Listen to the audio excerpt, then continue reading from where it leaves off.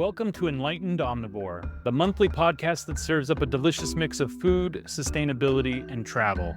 I'm your host, Steve Sabaker, here to explore the wonders of mindful eating. Join me each month as I dig into the stories behind our food system, discover new ways to live sustainably, and embark on culinary adventures around the globe or right in your very own kitchen. Get ready to expand your palate and your mind, one bite at a time. This is Enlightened Omnivore, everything in moderation. Hey everybody, it's Steve Sabaker. I'm so excited this week to have had a surprise get-together with my good friend Heather Thomason. Heather is a passionate advocate for regenerative agriculture and local food raising. And she continues to surprise me with her erudite examples and limitless reading list. She's a lot of fun to talk to. She's an incredible cook, and she's really heartfelt and sincere at a time when I think those two characteristics mean even more. I hope you enjoyed today's conversation as much as I did. And I look forward to talking to Heather more regularly on Enlightened Omnivore. Enjoy. I'm really excited to be here with Heather Thomason again. It's been, I don't know, maybe 6 months or almost a year since we chatted last. But yeah, I would love to hear what you are up to now, Heather. Okay. Hi again. Where do we start? Well, let's see. When we last spoke, it was probably, I want to say it was around this time last year. So I was still coming out of post-business ownership recovery. I had kind of taken most of a year. It started as 3 months, became six, I think, to just kind of recalibrate myself mentally and physically. And then I started to do some consulting work. I was lucky that some projects fell kind of into my lap with folks that I knew in food and ag in my community.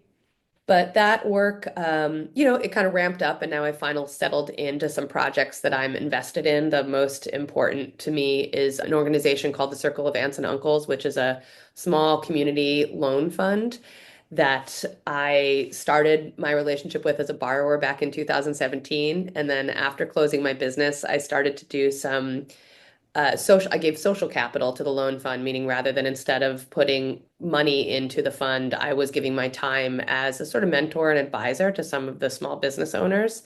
And more recently, I have grown through a grant funded role as a technical advisor and am now assuming an executive director role with the organization. That's amazing. Congratulations. Yeah, so it feels like an honor. I love this organization. I love the people that contribute to it as members, sustaining this loan fund that goes into our community. I love the small business owners that I work with. They are all sustainably minded and mission oriented.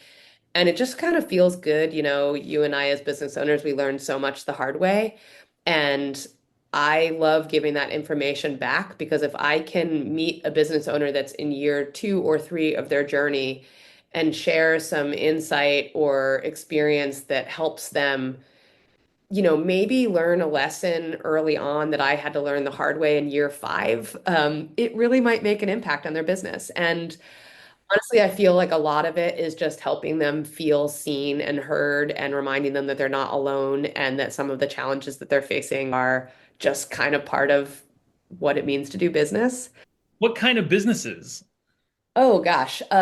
So there's folks who have a small bagel shop, a bakery, a cafe. There is a slow fashion brand, this brother-sister partnership where they are like designing and producing clothing that's amazing and just thoughtfully produced in terms of sustainability. Also, yeah, all sorts of businesses. That's awesome. But yeah, Oh, and so the cool part is that that is also a 50% capacity role, which really suits me because I don't know about you, but I would like to never go back to the full on 100% mode that I was once in. 150%, really.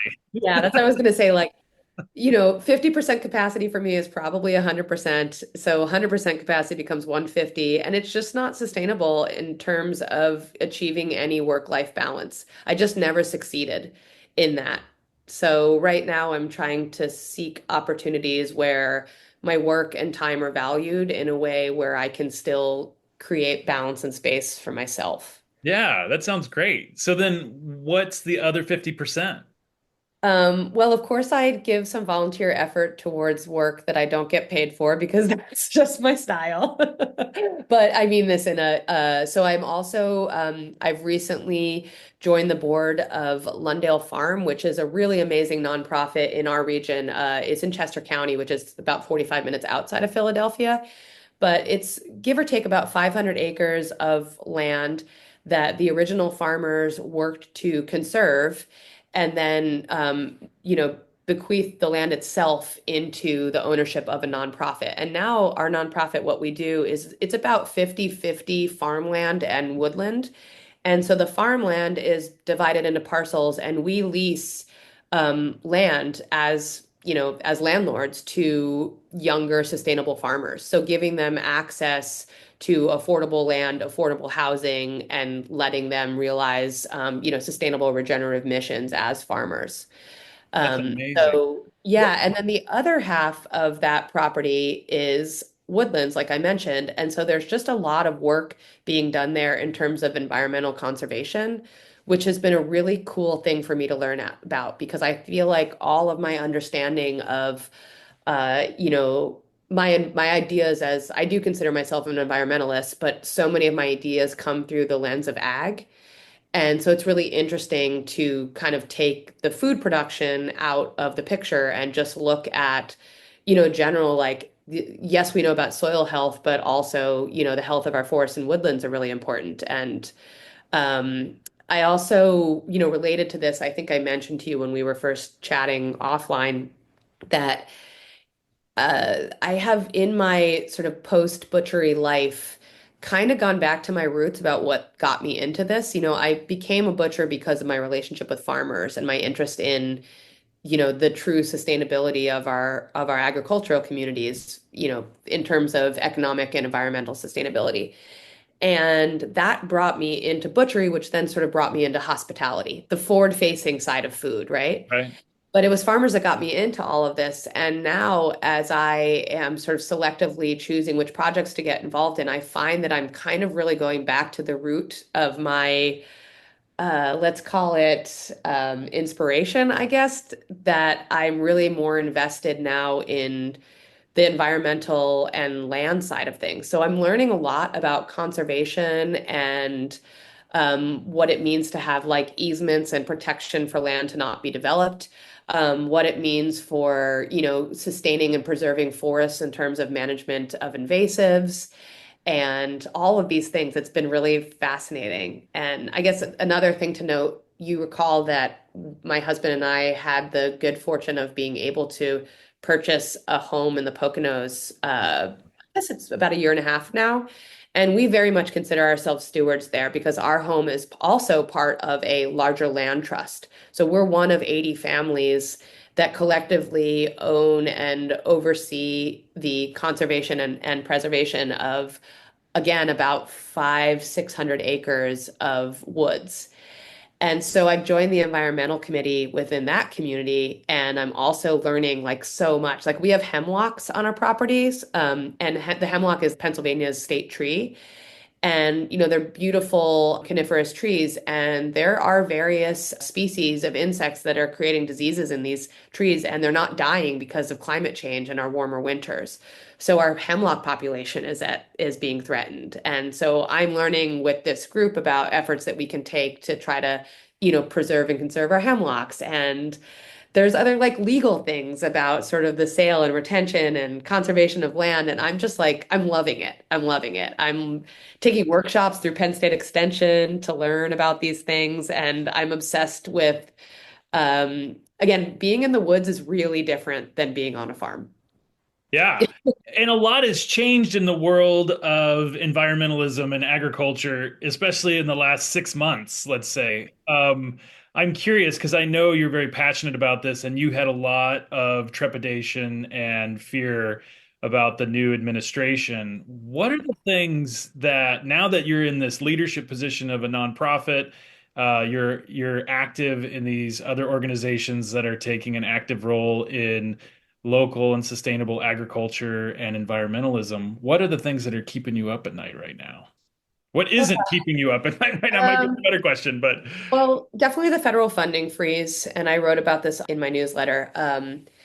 That's kind of my big, I mean, I am watching, like we all are, I'm watching the current administration just, basically break apart and dissolve the federal government, the bureaucracy of federal government. And with that, like the hits to the EPA are definitely stressful to me. I mean, the Environmental Protection Agency is really, really crucial for, the protection and future proofing of the land in our country and water systems. And, you had Austin Frerick, right? The author of Errands on your podcast. And I learned about him through you. And then I read his book.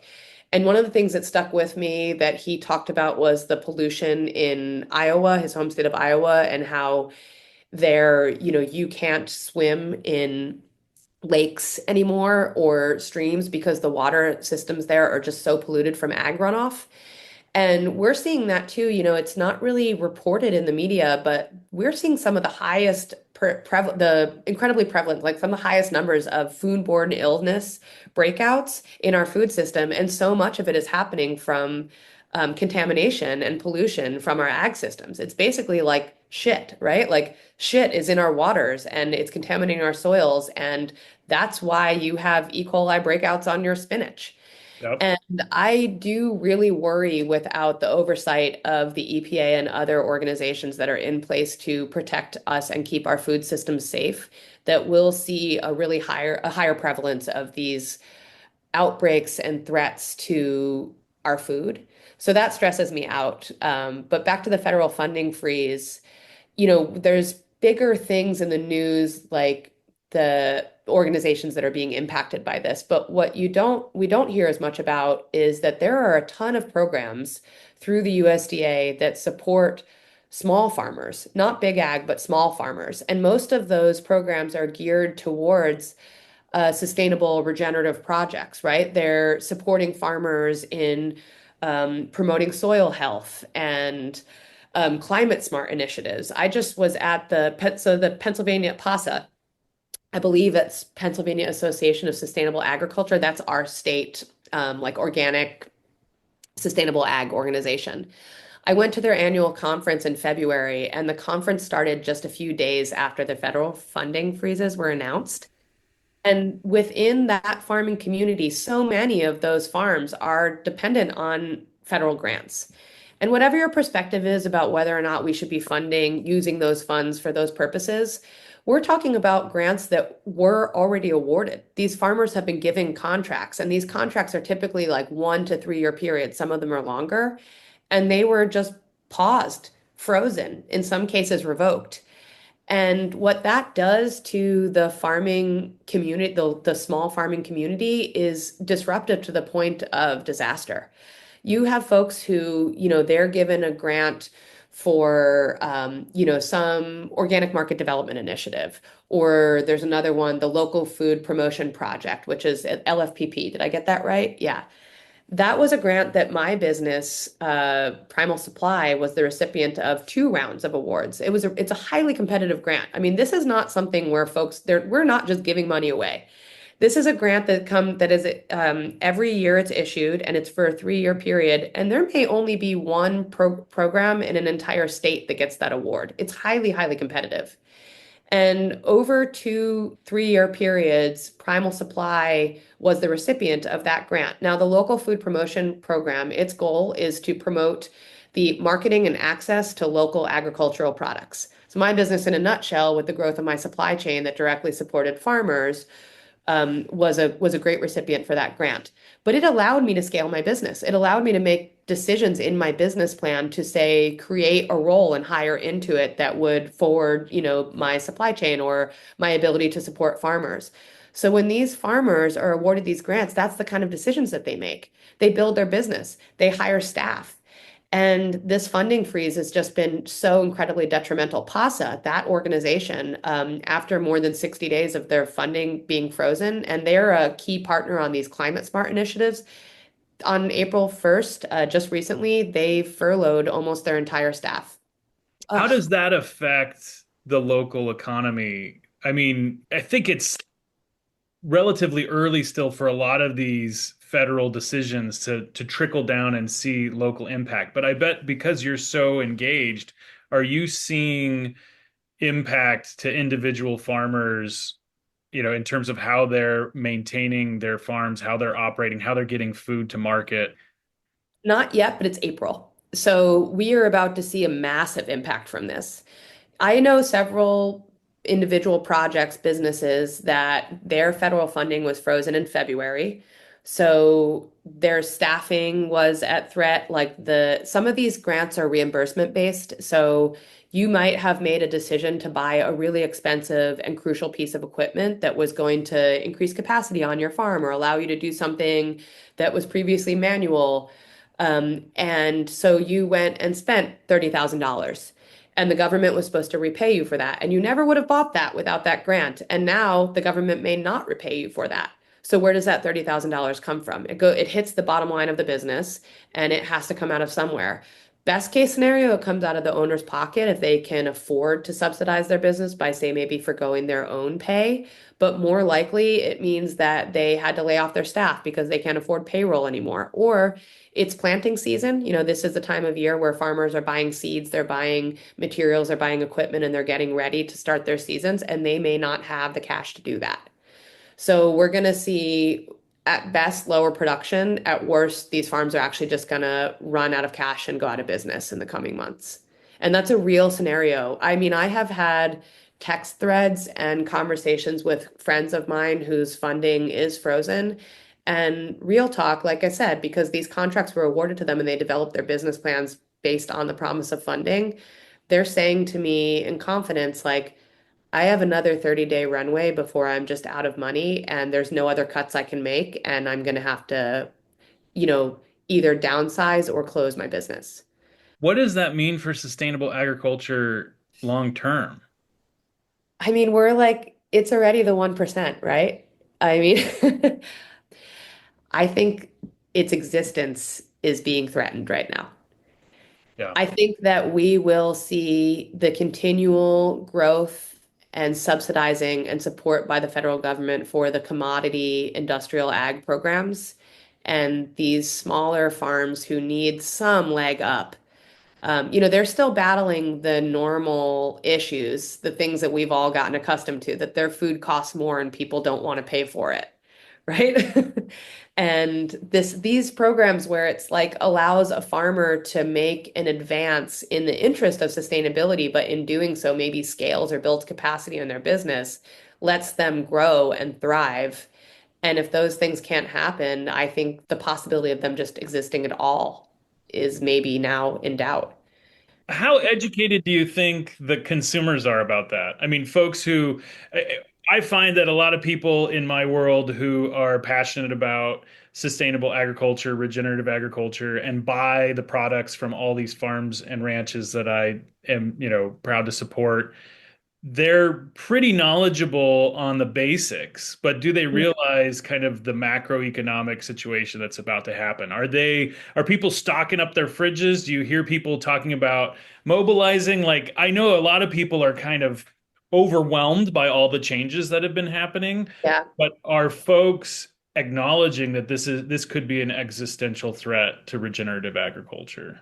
I don't know if they are, and I just don't think that, the average person isn't really forward looking in that sense, on behalf of others. I just do think that. So, no, I don't think they see it coming. I see it coming. I'm terrified. But we see it with eggs, right? I mean, so the egg prices, mainly because of bird flu, are through the roof right now. And you'll notice, like in stores, that there's signs where there's a limit per customer because people are attempting to hoard them for themselves. That's just a shitty mentality that we have. But you're not going to be able to do that with fresh food.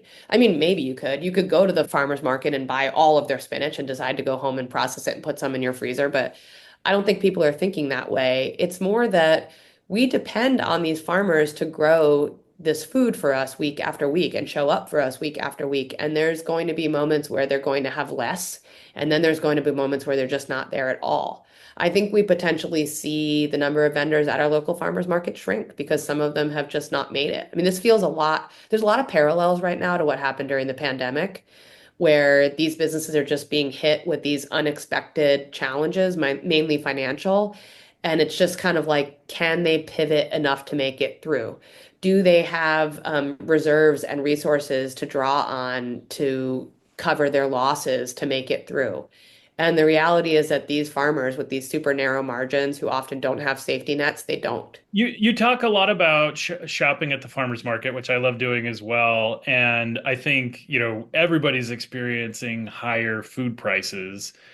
Have your shopping habits changed to address that? And are there ways to be creative and still maintain your values while finding better deals out there? So the one thing I will say is that, and this is another parallel to the pandemic, that with the disruptions to commodity industrial supply chains, so some of the stuff that we talked about, like the prevalence of pollution and contamination, is that those businesses, it's impacting their yields, it's impacting the amount of product that they have to sell. So there is the reason why, part of the reason why we're seeing grocery store prices go up is supply demand, right? Like there's less supply, more demand, so we all have to pay more for this. So at the grocery store, you're watching your food prices go up, up, up. At the farmer's market, the food prices are not going up, up, up.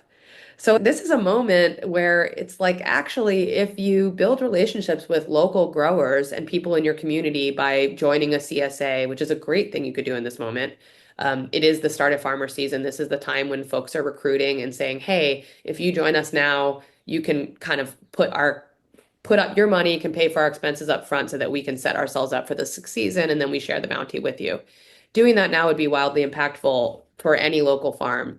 But if you're shopping at the farmer's market, like the prices are not higher. I actually kind of yell at my one friend who's an egg farmer because he's still selling his eggs for $7 a dozen at the farmer's market. And those eggs are $8 or $9 a dozen at the grocery store. And they're not even quote those eggs. We're talking apples to oranges.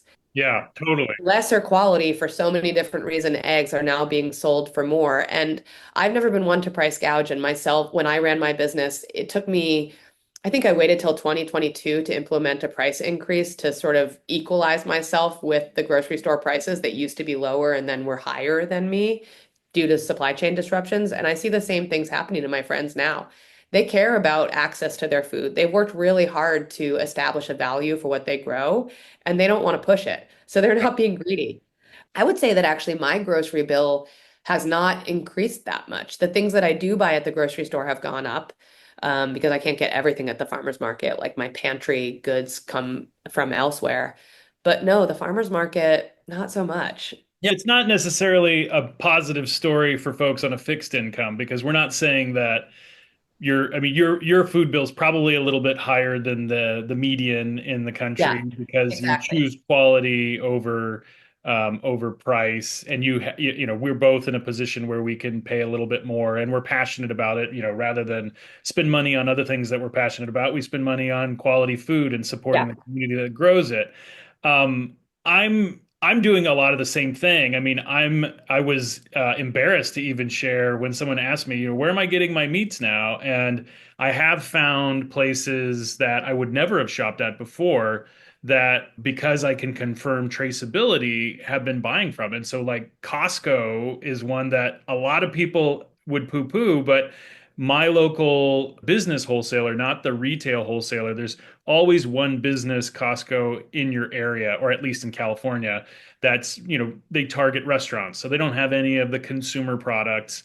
Mm. They're actually selling a grass finished beef that is traceable, that I know it's not just a stamped name of the ranch, and it's really high quality, and it's very affordable because I'm buying the whole subprimal. I'm buying a. Yeah.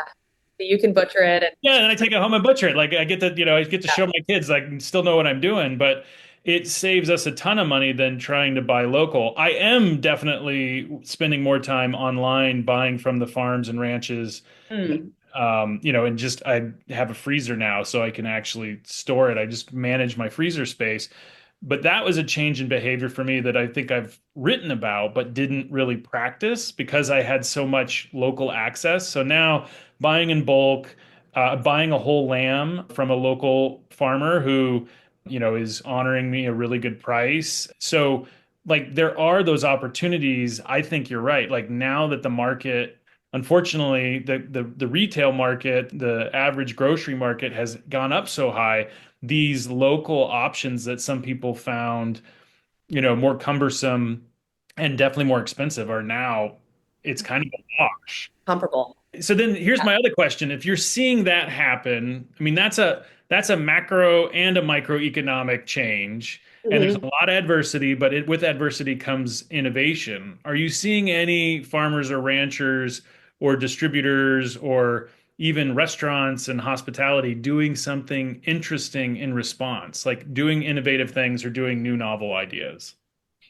Honestly, I think that we are back in a survival phase. I wish the answer to that question was yes, but it's kind of what I saw. It's part of one of the things that I think made a hit on restaurants' intentions to improve local sourcing, which was something that I was trying to cultivate through my business. I was a resource to chefs who said, I want to improve my sourcing. I want to put more local products on my menu. I don't know how to do it. And we worked on those things, but there is a higher cost to that.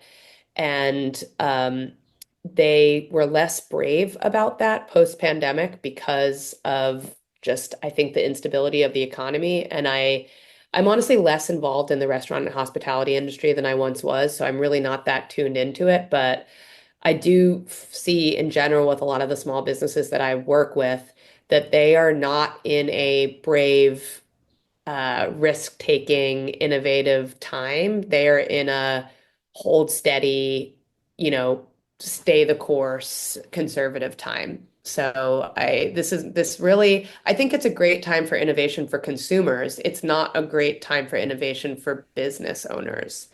And one of the things to make another, COVID or a pandemic parallel is you ask me like, what else can you do or might I do to keep my grocery bill down? And I've always been a cook. I've always been a home cook, but I am cooking at home more than ever.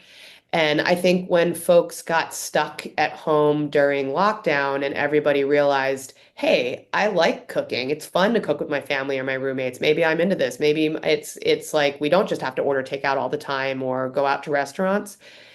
I want to see, I'm hopeful that we see like just sort of a resurgence of those values right now because cooking is the as economical. Like I am a little bit in my, I'm only 45 as much as I wish I was like retiring. I'm not retiring, but I feel like Brad and I are kind of starting to have these like semi-retirement conservative financial habits where like we don't dine out nearly as much as we used to. And when we do, we often maybe have lunch instead of dinner Yeah. because it's a little bit less expensive. And we do cook at home a lot. And I do find myself sometimes looking at like what the cost of eating out would be and being like, I don't think I want to spend that money. As much as there's one part of my heart that wants to support my friends in the hospitality industry, I'm looking at my household and being like, we've got all this beautiful, fresh local produce from the farmer's market, and there's something in my freezer, there's something in my pantry. Like, let's just stay home and cook.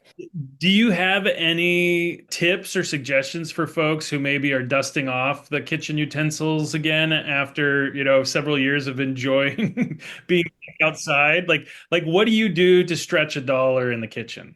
Well, it's kind of like hand in hand with stretching my dollars and my time that I'm definitely like a prepper. I'm not like a meal prep person in the sense that I want to like on Sundays I make something and I portion out like that meal 4 times. But more I try to cook big and then repurpose. I'm a two-person household. So, most of the time if you're going to spend the time in the kitchen, you might as well make a pot of something, but then there's only two of you and I don't necessarily want to eat that thing over and over again. So I'm really into beans right now, and that is sort of related to the fact that I also am not eating nearly as much meat as I used to. In fact, I'm eating very little meat. It's a combination of things. It's definitely, I had my kind of post-butcher crisis of conscience about the fact that I had inadvertently become a meat pusher. And that for a lot of people, that wasn't necessarily hand in hand with the values that I had, and I just didn't want to do that anymore. I was afraid that I was sometimes unintentionally pushing meat without the mission. But also just it's not my job anymore to taste the products. It's not, I don't have this when you run a butcher shop, inevitably you're always looking at things that are like they're going to go bad if somebody doesn't eat them or find a way to use them. So they make their way home to my kitchen and we ate all the cast-offs. Well, that protein isn't finding its way into my kitchen anymore. And when I started to reduce my consumption of meat for both ethical and just kind of dietary reasons, I found that, at least for me, like I don't actually crave as much protein as I had conditioned my body to eat. Mm, Animal proteins, that is. sure. So I'm sort of satisfied on we eat in my house a lot. We still eat a lot of eggs. We eat a lot of beans. We eat tofu sometimes. And I just incorporate a lot of other protein-rich foods into my, like nuts. I never make a salad without putting nuts in it. We opt for whole grains, which tend to have like quinoa, or even brown rice is going to have more protein content than some other starches. So that has been something that I like the way it feels. I just kind of feel like I don't need meat, so do I really need to be having all those animals killed for me in my household? Maybe not. I just want to be thoughtful about my consumption, but it works on your wallet too, because all that stuff is cheaper. My friends in California have a small farm up in the Anderson Valley, and they grow chilies and beans, and they sell them all as dried crops. So they harvest, they dry them, they sell dried beans, they sell chili powders and chili flakes. And this fall harvest, I ordered some beans from them. And then my friend Chrissy sent me a message and she was like, "Oh my gosh, one of our customers just ordered 60 pounds of beans." And I had this moment, like you asked me if I kind of hoard or stock up. I was like, "Oh shit, other people are doing that. If I don't order more beans from you now, there's not going to be enough of them." So I ordered another round of beans. And I was like, "Don't judge me. Another 10 pounds is on the way to the house." And then there's a company called Primary Beans that I'm a huge fan of, and they announced recently that they were winding down and that their current inventory is their last. They won't be having a harvest this year. And they have these amazing heirloom varieties that I panicked that maybe I wouldn't be able to have them again. So they had they have a box where you get like one of each of 12 varieties of beans, and it showed up. And Brad, my husband, was like, "Heather, did we just get more beans? Like, how many beans do we have?" And I was like, "Dude, just hear me out here. We do tend to, so on Sunday, and this is coming full circle, I love to just make a pot of beans. And the first way we will eat them is just as like simple, brothy, delicious beans. I soak my beans, or actually not. I've kind of stopped soaking them because I'm usually having pretty fresh beans that were just dried within the last year. I drop like a smashed clove of garlic or two, a bay leaf, and a dried chili pepper in there, water, let those beans simmer. In like an hour or two, they're cooked. Those brothy beans with just like some greens and some crusty bread is the most satisfying dinner. But now I've got beans cooked that are essentially the like fresh homemade version of canned beans. So you can look up any recipe that calls for, so it's like maybe I'm going to whip up a chili. Maybe I'm going to like make a kind of cool salad type thing with like quinoa and beans folded together with herbs. And this is in my fridge now, so throughout the week I've got like 3 or 4 protein servings just like ready to rock. And you might think that buying a pound of beans from a local farmer that runs you, I don't know, let's say $12 or something seems expensive compared to like the bag of Goya beans, but it makes so much protein. Like 1 pound of dried beans converts into so many meals. So that's been kind of my biggest hack, I think, for both like environmental sustainability and economic, savings in my house is eat a lot of beans, cook a lot of beans. Refried beans. I love refried beans. That means that you have beans and then you're cooking them a second time. I'll also if I make a full pound, that is really a lot of beans. It will produce about maybe like 6 cups of cooked beans. That's so much. 6 cans worth, essentially. That's more than my household is going to eat in one week because we're not going to eat the same beans every time. So some I will keep in the fridge and some I will just pack into pint or quart containers and stick in my freezer. And it's basically like, again, then when you're a few weeks later reading some recipe that calls for a can of chickpeas or a can of white beans, it's like, I think I got those in my freezer. I'll just defrost them. And they freeze okay. They freeze awesome. Yeah. I Cover did. them with the brothy liquid that they cook in. Like you want to pack the beans so that they're kind of covered to the top in the liquid and just freeze them. And when they thaw, they're just perfect and ready to rock. That's fantastic. We're definitely doing a lot more soups and stews. I just got back from France, and there's a soup course with every meal at my aunt's house, and I feel like that satiates me. It's still chilly out, so that it's Yeah. not so. It'll be this summer. That might be less of I an was going to option, say, but for those of us on the East Coast, like I definitely have seasonal cravings and soups and hot brothy things. I crave less in the summer. I'm friends with this one chef who is always ranting about like, I don't understand why people don't eat soup in the summer. Soup is amazing and you should eat it all year round. Maybe he's French at heart. But you can eat cold soups Yeah, or I mean, you could do gazpacho, or I just put a soup in a mug, and so I'll pour a little bit of soup in a mug with my lunch and drink even a half a mug of soup, and it kind of takes the edge off of the appetite. I feel like I eat a little less and I get some hydration. So, I want to know what's your like go-to soup coming back from France? What kind of well, soup are you making? yeah, I mean, I would normally make a courgette or a zucchini soup, Hmm. but it's not quite. Pureed, like a smooth, Yeah, chilled. super smooth. Like I can use a Vitamix, or if Yeah, you have a mill, you can run it through. I mean, I like to leave the fiber in because that's part of the benefit of a soup. same. Yeah, Um, but the the French French don't style's like a that little, texture. yeah, they want a little more refinement. So, but when I'm home, I just throw it in a blender in a Vitamix and let it go to town. And then, I mean, it's so simple. A little bit of broth, maybe a little extra salt, and then a clove of garlic, and you've got a delicious soup. It's the flavor profile is shocking when you allow it to kind of be be the flavor of the vegetable rather than add all these other Start things. with great vegetables. Like Yeah, that is exactly, the exactly. difference between, getting like local or just things coming from small farms who are really, the commodity vegetables don't have a ton of flavor. But Let's in the be in honest. the winter time when I don't have, zucchini, we do a lot of broccoli, we do a lot of squash, butternut. I love squash soup of any kind is kind of my winter go-to. It's like if I have a quart of broth in the freezer and there's a squash on my counter and I can roast it, it's made. I love serving it to guests, like one of my favorite combos for the surprise. Like I didn't know I was gonna have people. Now people are coming. What am I serving? Is I'll make a butternut squash soup and then really nice grilled cheese, like just with nice cheese on nice bread and a salad. And it's the simplest meal and it's so satisfying and everybody loves it. I couldn't agree more. Like grilled cheese that's like comfort food in my household. Yeah. So And like just put it on some nice sourdough bread and use some nice cheese and then it's fancy grilled cheese. Plus, exactly. I'm all about the like secret protein because we're not eating so much like straight up traditional. Like I said, like we're not eating steaks and pork chops. Adding broth to your period soups instead of water, then you've got that. That's where the protein comes from, which is cool. Well, and that's a huge point I think that, you and I have both written about, and that's using the entire animal when you buy it. And so saving all those bones. I mean, even when we do a roast chicken and my kids all have, a drumstick or a thigh, they know not to throw the bones away. We put them in a container or wrap them in foil, and they're gonna get, even if somebody's been eating them with their hands, they're gonna get boiled off. Oh So yeah, no, no, it doesn't there's no matter. Does not sanitation matter. issue. In fact, And you saved yourself the step of having to roast the bones because they're already cooked. Just exactly. So like you get a second meal. you have like the big Ziploc bag in the freezer and you just add to it until it's full and then you're ready to rock.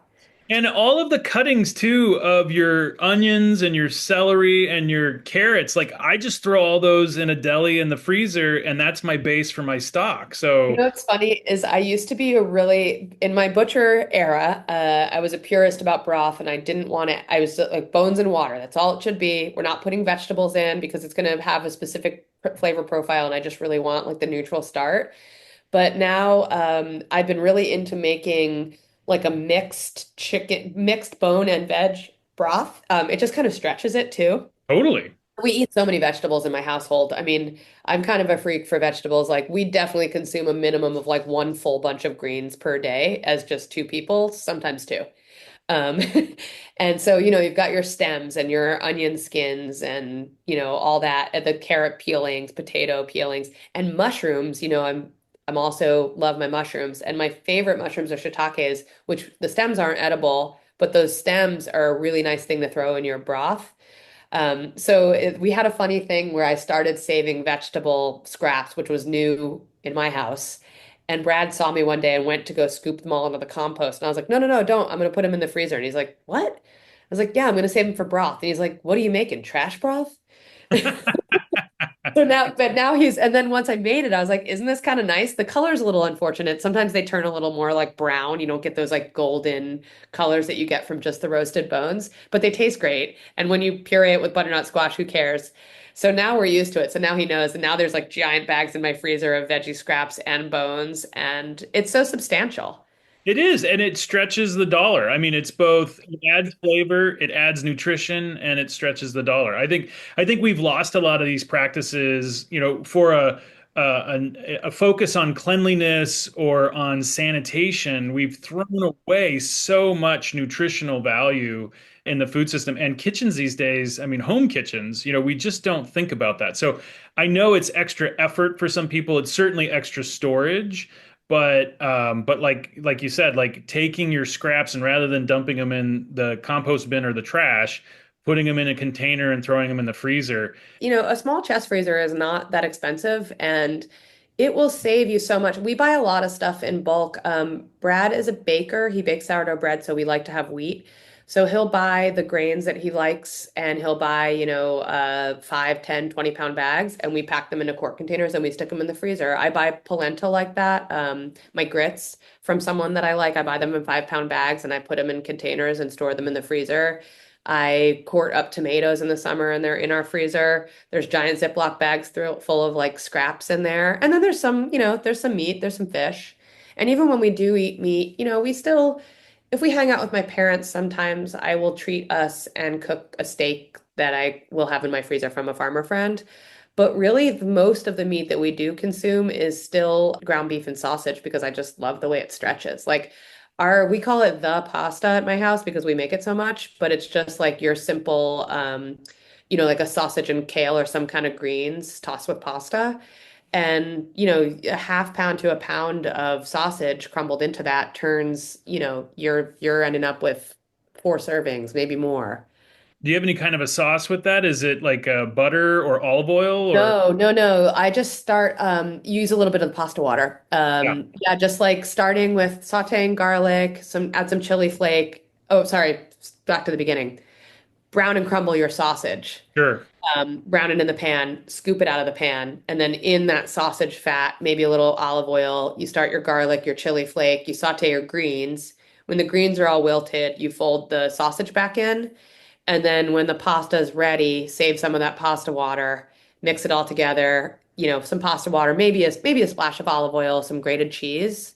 It's so good. It's so good. We make it all. It's kind of like a riff on that, it's that traditional Pulian dish where a rocchiette with sausage and greens, usually some kind of bitter greens. So Yeah, we like totally. do the Americanized version of it is like we use kale because you can always find kale, but I love it with like dandelion greens are really good, or you like that bitter stuff, which I do.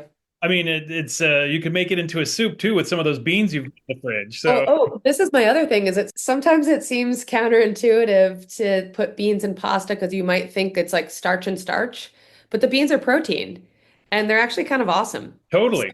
Well, okay, so all this food talk's making me hungry, but I mean, there's a lot of stress in the world right now, right? Folks are wondering how to stretch their dollar. They're arguing with their family members about politics, trying to get their kids through school, trying to get, their life in order in this kind of second pandemic, if mentality you're talking about. Yeah. What do you do to keep your mental health? What's your mindfulness practice? Well, one thing that I am actively trying to practice and failing at is just not reading the news so much. We do have in these moments, there's something about like being informed makes us maybe feel like we have some control, but it's really not good for you. So I do try to kind of limit my consumption of the news. Like I let myself check it maybe once a day. But otherwise, I'm still reading a lot. One of my good habits that I built after I closed my business is that I used to wake up and immediately grab my phone because you're just like, check the text, check the emails. What surprise is coming my way today? Will the day go as planned? It immediately triggered my anxiety and my stress, and it was just a bad habit. So I've always been a reader. I always read before bed when I'm at night, but I've recently, over the past year or two, developed a habit where in the morning I actually just pick up whatever book I was reading and I read instead. And that's how I start my day. And that's been awesome. I swim. Swimming is one of my favorite forms of exercise, but it is just like you're underwater, you're by yourself. It's meditative. It keeps me pretty calm. I'm just really active. I exercise a lot. And I'm not like a fitness freak. I am more like it's kind of for my mental health. Like I do yoga at home. My husband recently, in the last 6 months, encouraged me to incorporate some strength training into my routines just because, we're getting older, got to keep up our, muscle tone and balance. So sometimes I lift weights, I do yoga. I take long walks with my dog here in the city, or we hike in the woods if we're in the Poconos. Yeah, swimming. Like that stuff keeps me sane. It really does. And I feel like it's good for us for other reasons. But on days where my day gets really busy and it's like, oops, sorry, I scheduled a meeting this morning. I can't join you on the dog walk. Just go without me. Or something comes up in the evening and I skip my normal like yoga or workout time. I will notice myself getting tense and irritable. And it's partly just because I didn't have that moment of decompression. My other thing is gardening. I'm not like a traditional gardener. I'm kind of more of a like perennial permaculture gardener. I like projects that I work on and then I walk away from them and then take care of themselves because I can't even remember to like water stuff every day, let alone every week. Totally. I want to know what is in the garden this year.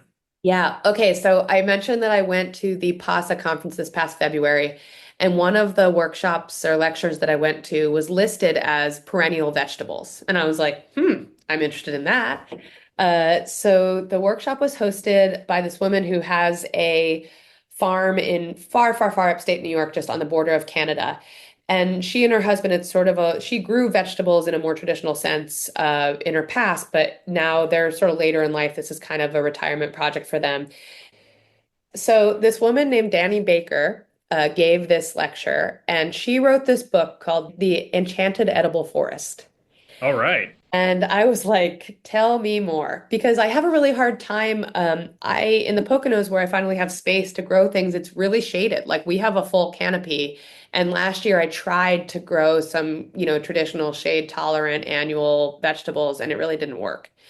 And is just this incredible woman who's enthusiastic about, perennial plants in general, but that there are so many native edibles that you can plant in your landscape and they're beneficial for pollinators and other wildlife, but you can eat them. So you can like plant beautiful ground cover that you can harvest like spinach, or there are various shrubs and trees that are fruiting that have edible fruits, and of course you know about mushrooms.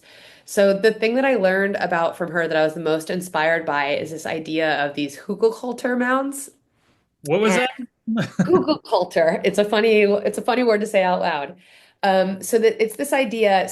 Because I live in the woods, our soil is really, really rocky. Like we basically live on a shale bed. And a guy at the hardware store, I had a conversation one day where I was like, man, I got really excited to, add some native plants to my landscape. And as soon as I started digging, it was not fun at all. It takes you like 30 minutes to just dig a hole that's a foot deep. And because it's all rocks. And he said to me, yeah, we call those Pocono potatoes. That's exactly what it's like. You start turning up the soil and rocks just come up, like as if you were unearthing a potato harvest. We have the same thing here in Claremont. They call them Claremont potatoes.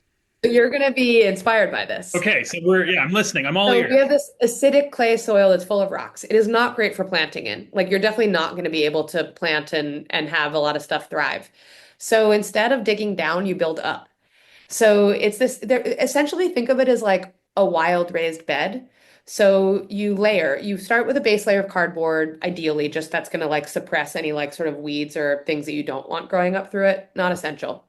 Then you lay wood. So you're talking like branches, heavy, heavy sort of like pieces of trees tightly in a base layer so that like animals, things can't get in there. Pour a layer of wood chips over that so that it can just fill in the holes. Then you layer on top of that with like brush and lighter weight debris. And this is all stuff that like we're cleaning up from our yards anyway, Sure. right? I cleared all this brush and then had to like have somebody with the truck come and bring it somewhere where it could be burned or buried. And now I'm like, oh, I'll just bury it on my yard.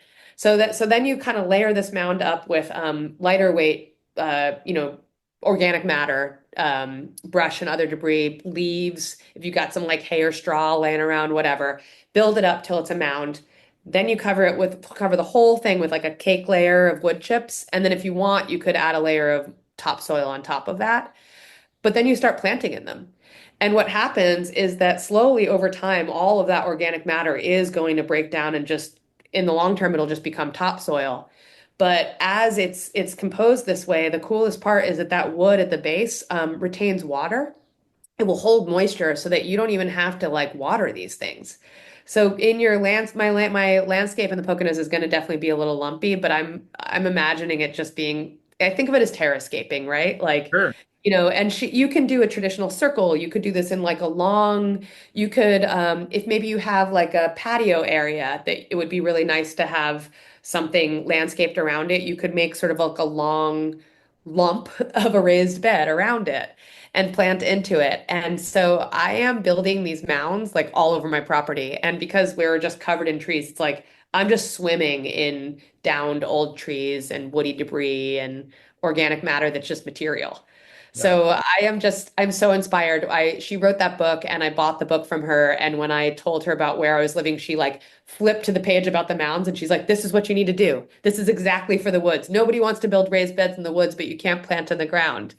And yeah, so many of those native perennials are shade tolerant. So I'll report back. Send us some pictures so I could share it on the Substack article. But this is fascinating and it's exciting to hear, and all of these wild edibles too. So I want a recipe this summer of what you've come up with. Here's one other fun point. So speaking of invasives, I also read this book by Maria Rodale, who is the granddaughter, yes, of the original Rodale who started the Rodale Institute, which they are based in Pennsylvania and responsible for a lot of basically the organic movement and a lot of education and awareness around that. She wrote this book called Love, Nature, Magic. It is about, so she does shamanic journeying. This is something that she's like gotten into later in life.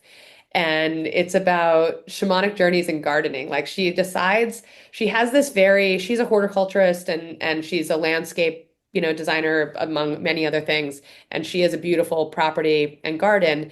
And she was realizing that she had so much stress with these these antagonistic relationships with plants or animals that she didn't want there, that were bothering her for different reasons, like really invasive mugwort or mosquitoes or things like that. And she does have a belief that, and I share this belief that like everything is in our ecosystem for a reason. Like there are not mistakes, and we as humans who think we know better and get selective and start trying to control or remove things, we're really just throwing everything out of balance, right?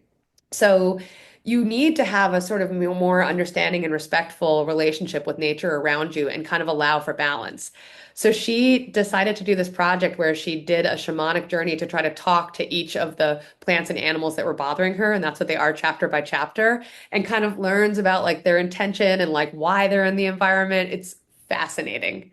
I'm definitely gonna read that book, and I know you only have a few more minutes, so I wanted to ask you one last question. With all of the anxiety and darkness and challenges of the last 6 months, I've been looking, I'm kind of an eternal optimist, and I've Mhm. been looking to ask folks where you find light in the world right now with all of the frustrations.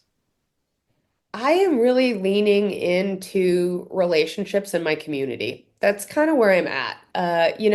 We can all get really caught up in the bigger things that are happening, right? And I have a lot of concerns for our future, but I just try to back up and remind myself that today is still today and we kind of need to go on, right? And when I have a call with a small business owner and I am suddenly like, we're talking about today's problems and we can kind of crack through and maybe come up with a solution and something that might help them tomorrow, that feels like, okay, I just made a difference in that, and I just do feel like we need to sort of just re-engage with our neighbors. So many of us got really independent during the pandemic, but also our dependency on like home delivery and things like that. Like we don't really need to go out and socialize or have relationships with our community anymore. But the bigger systems are being broken down and might not be there to support us, but our neighbors will be there to support us tomorrow. And if we do have some sort of environmental, or God forbid, some other crisis, like who do you think you're going to call? You're going to want to go knock on the door. You're going to want to know who your neighbor is. You hopefully have an instinct to go ask them if they need help, but also you may need to go to them for help. So that's kind of where I'm at. I'm just like I said, I've been involved in some boards and committees, and I'm really enjoying the relationships I'm building with like-minded folks who were just like, we need to do the work today. We might be worried about tomorrow, but we just need to kind of dig in and do the work today. I So couldn't agree more. Heather, it's been a lot of fun to chat with you today. I think we covered a lot of ground, and I'm super excited to keep in touch with you and see how this year unfolds for you and for the communities you're supporting, for the food you make, and for the life you're living. So thank you so much for coming on today. yeah, I always enjoy our talks. All right, take care. And that wraps up another episode of Enlightened Omnivore. A special thanks to all my subscribers for listening in this week. You can all read more about everything omnivorous on my weekly Substack newsletter found at enlightenedomnivore.substack.com.